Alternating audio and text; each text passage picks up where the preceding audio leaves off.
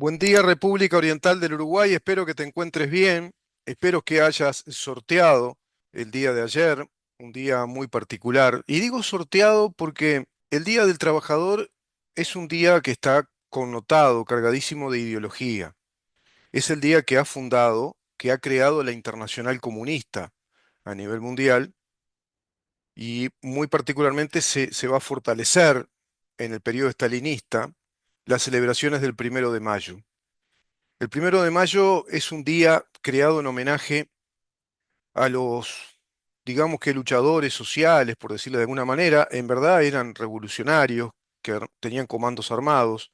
Me refiero a los italianos anarquistas socialistas, Sacco y Vanzetti, que a raíz de varios atropellos, ocupaciones, roturas en fábricas donde trabajaban esos comandos que ellos armaban, bueno, hay muertos, tienen asesinatos, estos dos hermanos italianos, y son condenados, ¿no?, por la justicia de los Estados Unidos de aquel entonces, a través de unos asesinatos atribuidos a estos dos hermanos anarquistas socialistas, que van a ser sometidos a la justicia americana y condenados a la pena de muerte, dado que en Estados Unidos existe como pena máxima.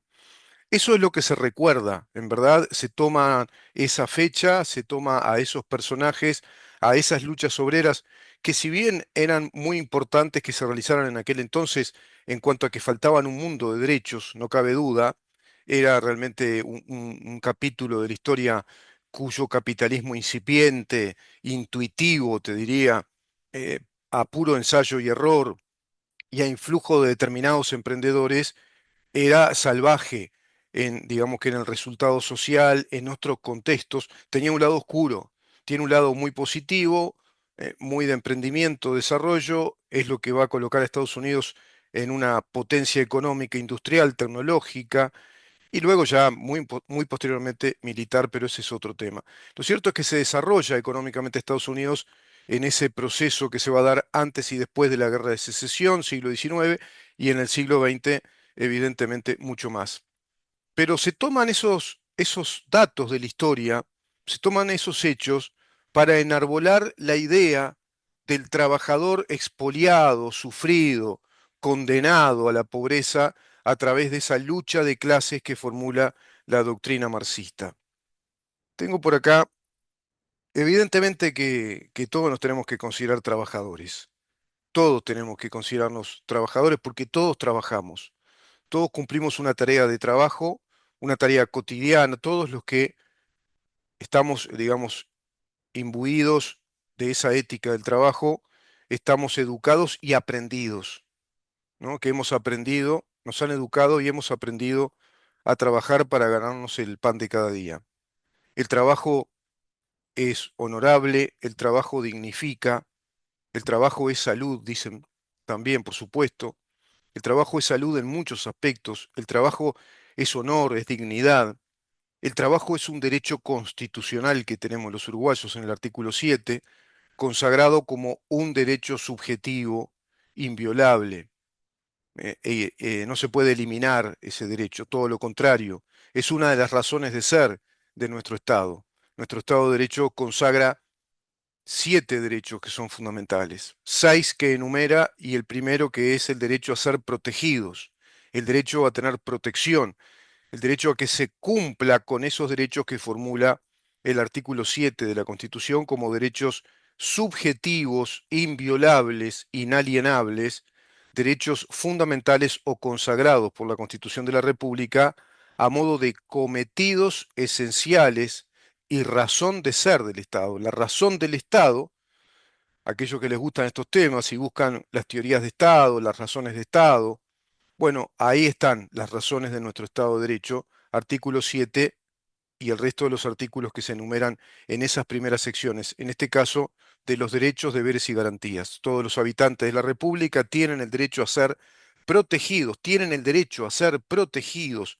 Reconoce que tenemos esos derechos como propiedades inmanentes, subjetivas, que ya nacen con nosotros, pero dice que tenemos el derecho a ser protegidos. Acá hay un derecho también inviolable, subjetivo, el derecho a la seguridad jurídica, el derecho a la protección de que el Estado haga cumplir esos derechos en todos nosotros. y hacia todos nosotros. El derecho a ser protegidos en el goce de la vida. La vida es un derecho inviolable, por excelencia inviolable, siquiera puede ser sometido a limitaciones a través de leyes especiales o formales. Siquiera admite la limitación temporal, especial, mediante una ley formal. Siquiera eso, porque el resto de los derechos admiten alguna limitación tan solo reservada a una ley especial. Entonces, nos dice la Constitución que todos tenemos el derecho a ser protegidos en el goce de la vida, el honor, la libertad, la libertad, la seguridad, el trabajo y la propiedad. Todo eso, propiedad privada, trabajo, seguridad, que es seguridad jurídica, es seguridad social, es seguridad pública, seguridad, estabilidad en el cumplimiento de todos estos cometidos, en el cumplimiento efectivo de todos estos derechos que la Constitución consagra como nuestros, como nacidos con nuestra condición de personas, y en tanto personas, para un Estado de Derecho somos sujetos de derecho a los cuales protege, por los cuales vela, si acaso se considera un Estado de Derecho.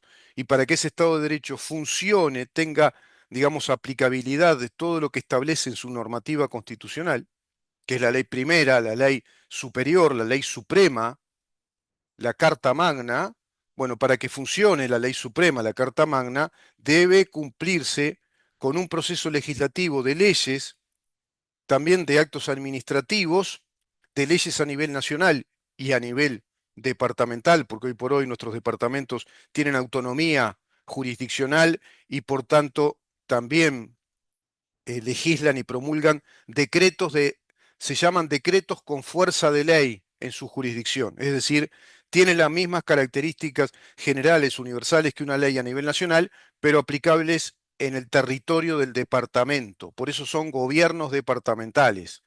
En verdad tendríamos que hablar ya de gobernadores, no de gobernantas, no entremos en ese lío, de gobernadores, de gobernador, no de intendente. Nos quedó la terminología coloquial social de intendente.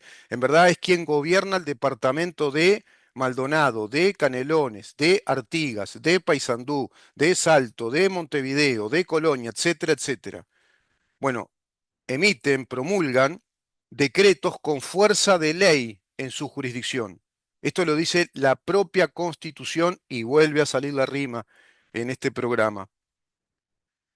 Bueno, acá estaba mirando una nota que le hacen a Conrado Hughes, al doctor Conrado Hughes, que dice, no entiendo esa gente que va a las celebraciones y fiestas del 1 de Mayo, donde se entona, se canta la Internacional Comunista, la Internacional Comunista que se instaló fuertemente en el régimen de Stalin, precisamente como la Internacional del Partido Comunista. Si tengo tiempo les voy a mostrar cómo se emociona Rodrigo Arín ayer cantando, entonando las estrofas de la Internacional Comunista. Arriba los pobres del mundo, dice. Antes decía la antigua letra de la Internacional Comunista, arriba los proletarios que luchan. Ahora, arriba los pobres del mundo. Justamente Rodrigo Arín, entonando arriba los pobres que luchan. Arriba los pobres. Bueno, pero resulta que ustedes, los Rodrigo Arín, los Óscar Andrade, los Cecilia Cairo, los José Mujica, los Mario Vergara, ¿cuántos van, no? Ya que la, la investigación periodística, la información pública nos da cuenta de defraudadores seriales. Son defraudadores seriales de las obligaciones tributarias que tienen para con el Estado. Por eso comencé con la Constitución. Por eso comencé con la Constitución. Porque esto que yo digo en términos constitucionales es aplicable todos los días por cada una de las leyes que están legisladas, si concuerdan con la Constitución, si están de acuerdo con la Constitución, si no, no serían válidas, serían inconstitucionales, y si acaso una ley de orden público es orgánicamente inconstitucional, no responde a la Constitución, en verdad comportaría ya un agravio, un atentado a la Constitución, porque legisla todo un confín del Estado, todo un contexto del Estado por fuera de la Constitución e inclusive en contradicciones, en colisión de normas con la Constitución de la República.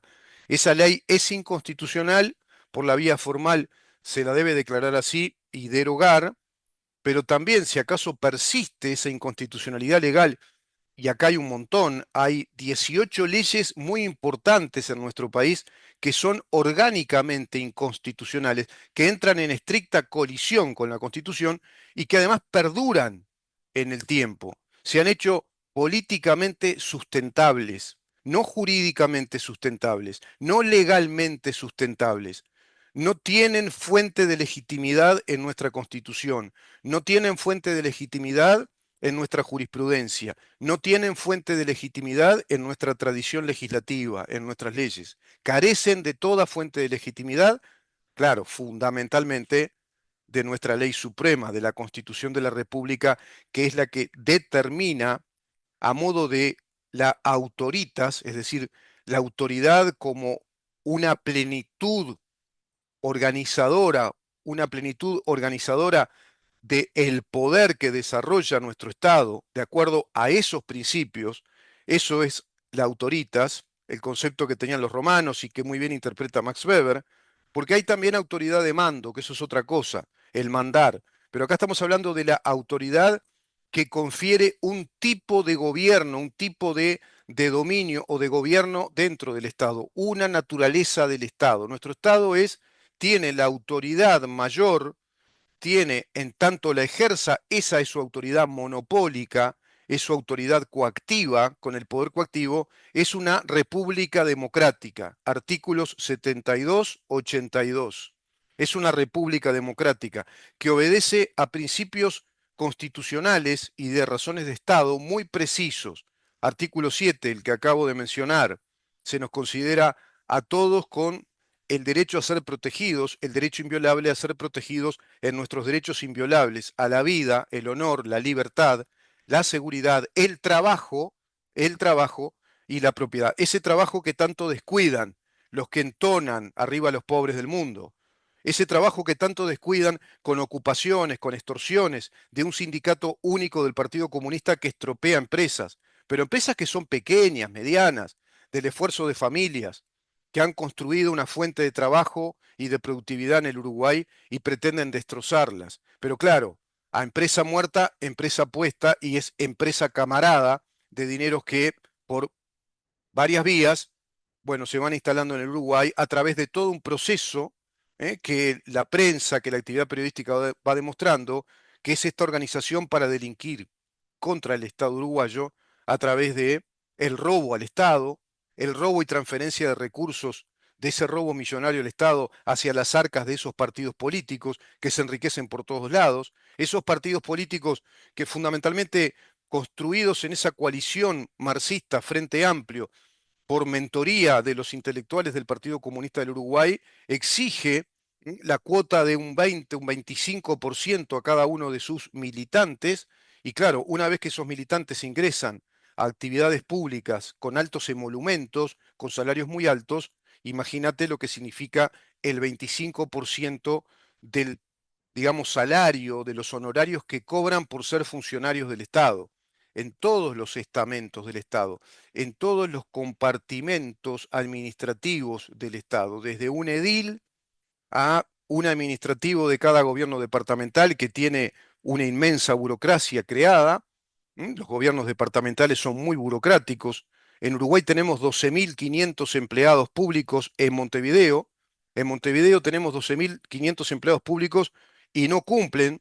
La intendencia está endeudada, siempre endeudada, con deudas millonarias, con deudas que todos los días, crónicamente, estructuralmente, va teniendo un pasivo de $800.000 por día, a pesar de que recaude 2 millones de dólares por día, queda con un pasivo diario de $800.000 aproximadamente, sin que eso se haya solucionado hace muchos años. Y luego vamos viendo la cantidad de problemas que se van suscitando con esa inmensa burocracia de camaradas devenidos en funcionarios rentados, en empleados rentados, y así a nivel nacional. A nivel nacional sucede exactamente lo mismo en toda nuestra administración central y descentralizada. Por lo tanto, el negocio es multimillonario en cuanto a la transferencia de recursos de esos funcionarios públicos devenidos en empleados rentados, que a su vez están cobijados por los sindicatos del Partido Comunista, Sindicato del Partido Comunista, evidentemente conformado, constituido dentro del PIT-CNT y en el ámbito público como en el ámbito privado. En el ámbito público vos tenés sindicatos también categorizados, ¿no? Sindicato de los bancarios, AEU, tenés el sindicato de la Administración Central, COFE, ¿m? Que es el sindicato de los funcionarios de los ministerios, esa es la Administración Central. Todos los ministerios que son las secretarías de Estado, junto a presidente y su presidencia, constituyen lo medular del Estado Nacional, que es la Administración Central. Y imagínate ahí los cientos de miles de empleados, sumale los miles y miles de empleados de cada gobierno departamental, a sumale los empleados de las empresas del Estado, los entes autónomos y servicios descentralizados, como ANCAP, el que da pérdida, como en el 2015, que quedó con una quiebra térmica de 862.000, algunos llegan a decir que fue de 900 millones, 862 millones de dólares, otros dicen que de 900 millones de dólares, y sí, aproximadamente, además hay lucro cesante.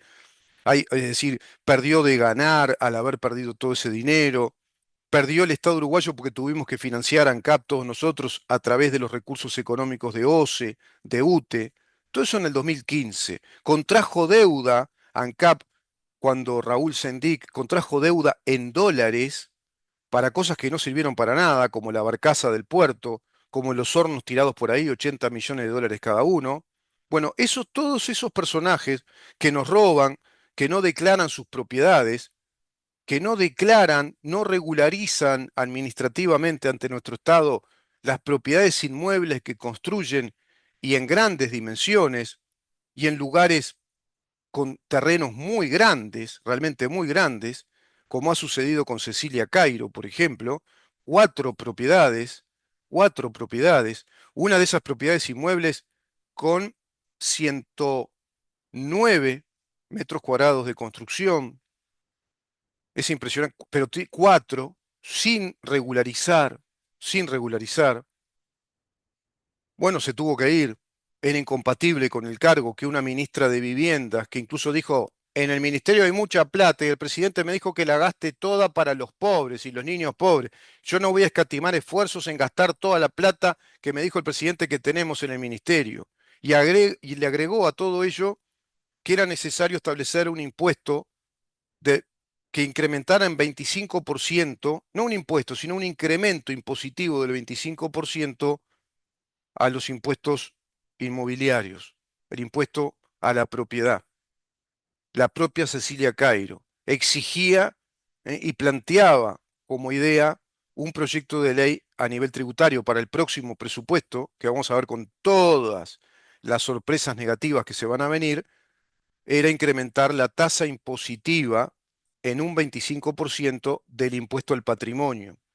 Incrementar también la tasa de las tarifas de los peajes, es decir, que fuera más alta la tarifa de peajes, también Cecilia Cairo, la que no votó aquella ley que regularizara la situación de los deudores del Banco Hipotecario del Uruguay a raíz de la pandemia, cuando recuperaron su situación económica y restablecerse como, digamos, clientes del Banco República que puedan comprar su propiedad inmueble a través del esfuerzo personal de pagar todas las cuotas hasta la última y adquirir ahí entonces definitivamente la propiedad privada como corresponde a través de un sistema de préstamo que sea blando, ágil, que facilite la adquisición de vivienda según las condiciones económicas de cada quien, que deberán ser fiscalizadas y revisadas por la autoridad tributaria competente, en ese caso el Banco Hipotecario del Uruguay, y en conjunción con el Ministerio de Economía y Finanzas, la Oficina de Planeamiento y Presupuesto, y así con la aprobación del Banco Central del Uruguay. Por lo tanto, también ahí vemos que no tratan a todos por igual, Cecilia Cairo, la que no paga, la que no regula administrativamente la construcción de sus propiedades privadas, la que no reguló, la que no le dio noticia al Estado uruguayo que tiene cuatro casas grandes, cuatro inmuebles grandes, incluso con inmensas cocheras, con barbacoas, con construcciones hechas, digamos, con planos de arquitectura, con muy buenos cimientos y planchadas.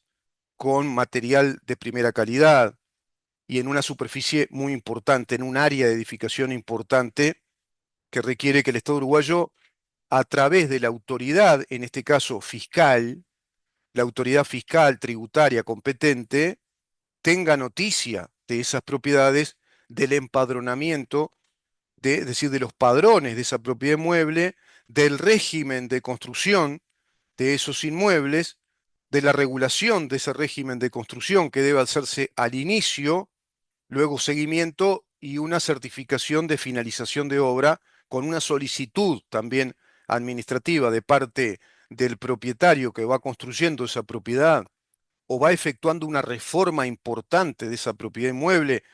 Esa reforma importante implica que le modifique los planos, de pronto porque agregarle una, dos habitaciones a una casa, de pronto tirar paredes internas, tabiques y configurar las piezas de esa casa, las habitaciones de otra manera, agregarle un baño, construir una barbacoa, como hay muchas, que de pronto son de 40, 45, 50 metros cuadrados, con un gran salón comedor, con un gran parrillero, pero a su vez con cocina.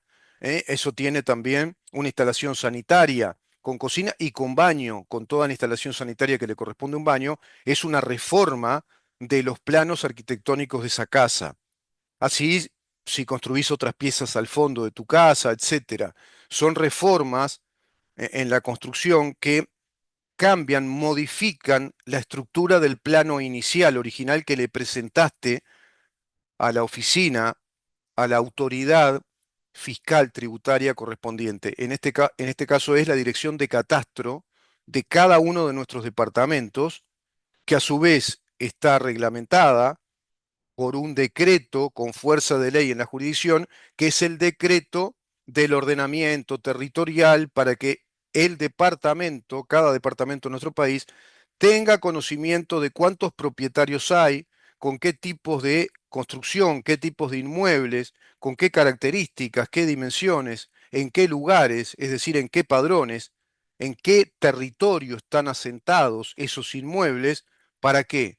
Para efectuar lo que le corresponde, que es el cobro de los tributos, saber cuántos están en condiciones de pagar impuestos, de pagar los impuestos, de pagar el impuesto a primaria, de pagar la contribución inmobiliaria, saneamiento, y a su vez tener las conexiones regularizadas, es decir, la conexión de la luz y la conexión del agua, que se deben tramitar también cuando se presenta la regulación de ese plano se presenta con un arquitecto con título habilitante para certificar que ese plano fue diseño propio o es un plano ya preestablecido que él, digamos, autoriza, o directamente planos suministrados por nuestro propio Estado.